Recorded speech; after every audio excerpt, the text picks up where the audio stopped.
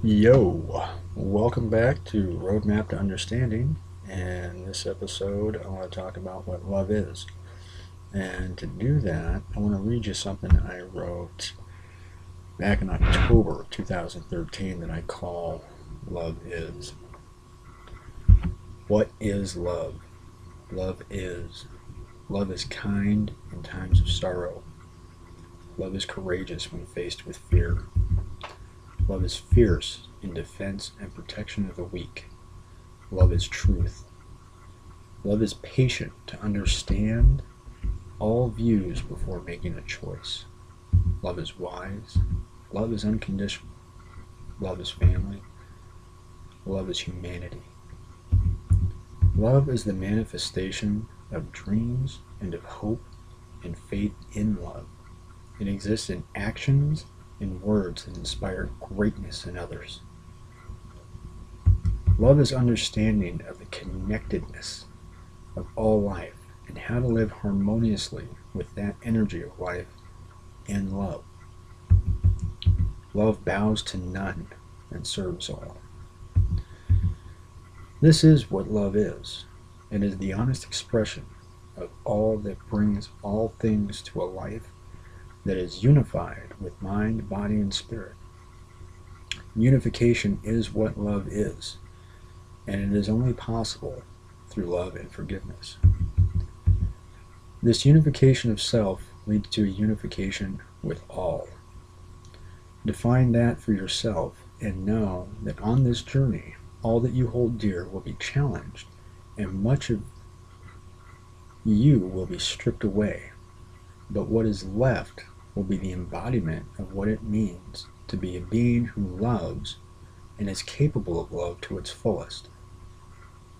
The manifestations this will bring to your life are beyond what can be explained, as they will manifest based on your desires, and as your desires change, so will your manifestations.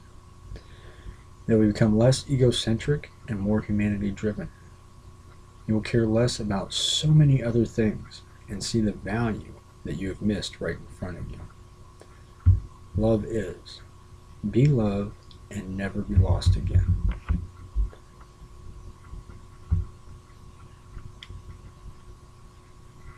There's a lot of debate over love,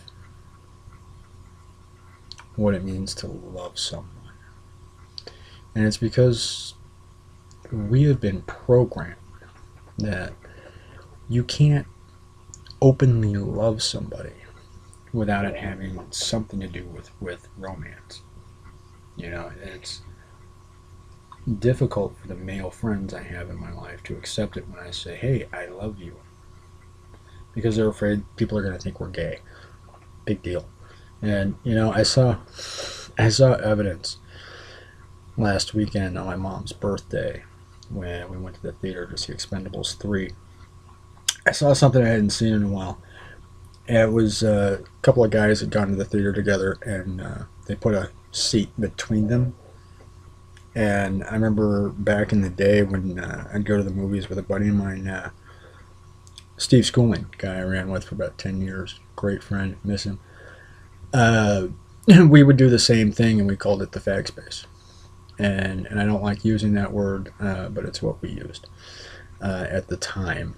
But a way to signify, oh, it's two guys who are just hanging out, man. They're not together. They're just a couple of guys hanging out together. And I can't help laughing at just how ridiculous I was in that kind of thought process. Because now, if I was going out to a theater with a buddy of mine, I'd sit next to him. I met up with a friend of mine in Trader Joe's the other day. This man, Kwame, one of the greatest donut makers I've ever made, and it's criminal that he doesn't have his donut shop anymore. But I stood there in the middle of the grocery store and gave this man a big, huge hug.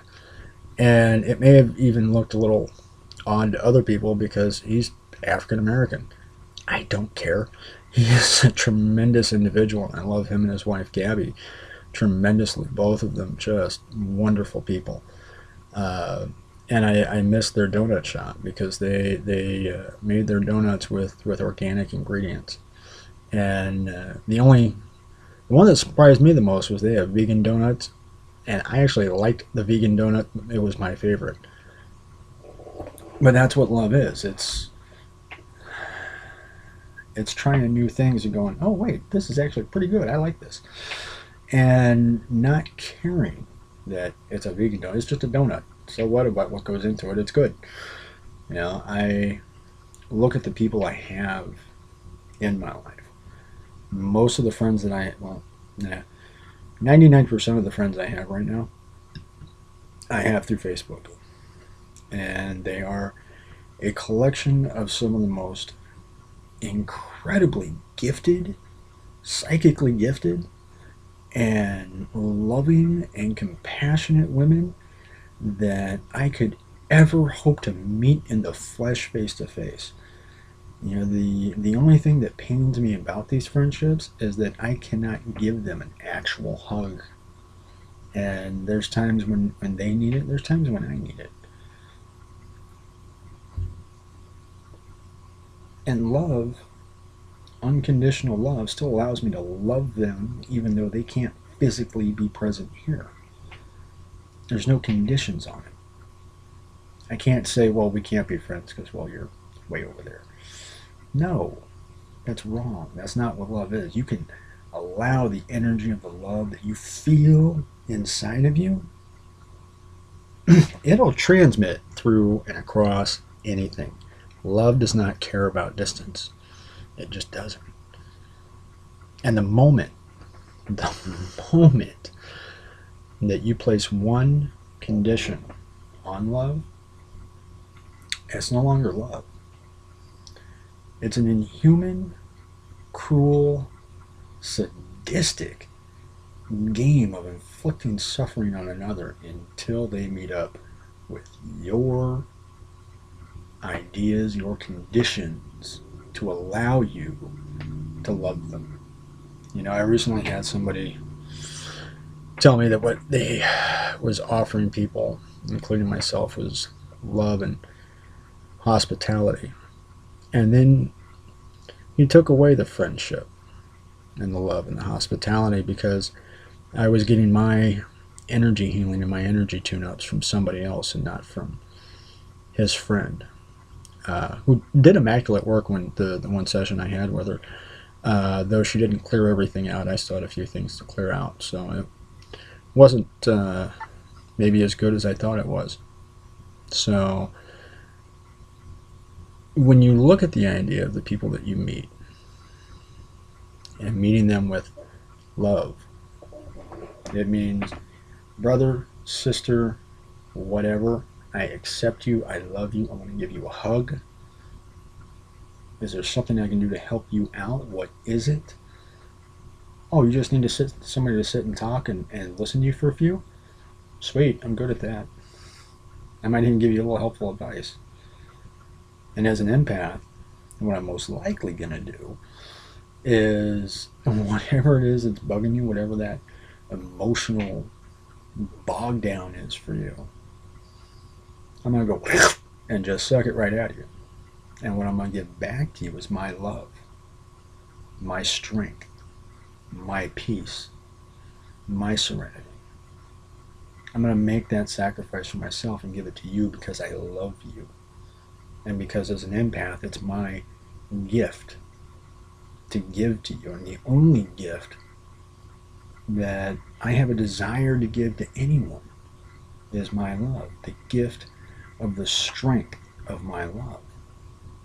And that strength doesn't come from loving myself.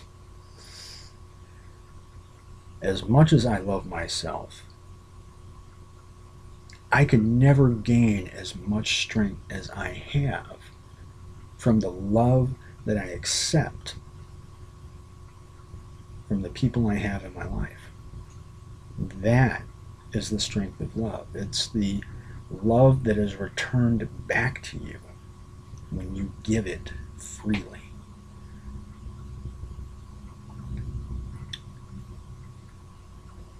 It's exactly it. And I hope that if you have any questions on this, or if there's another topic that you'd like to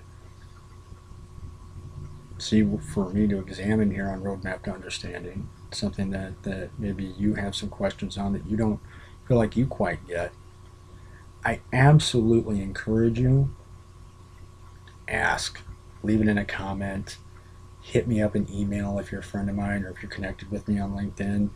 Even if you're not connected with me currently on LinkedIn, go ahead and connect up with me. I never reject a connection. You know why? Because that would not be unconditional love. I accept everybody. Everybody. Why? Because I love you all unconditionally. I don't love you because of this. I don't love you because of that. I love you because I can. Because I love you. That's a hard thing for a lot of people to understand and accept. But it's the only gift I have to give to each and every human being I come in contact with. So, at the end of this episode, I'd like to encourage you to take 5 minutes. Take 5 minutes and think about the love that you have received, no matter what its source. And think about how you can pass it on to somebody else. Till next time, kids, have fun. I am.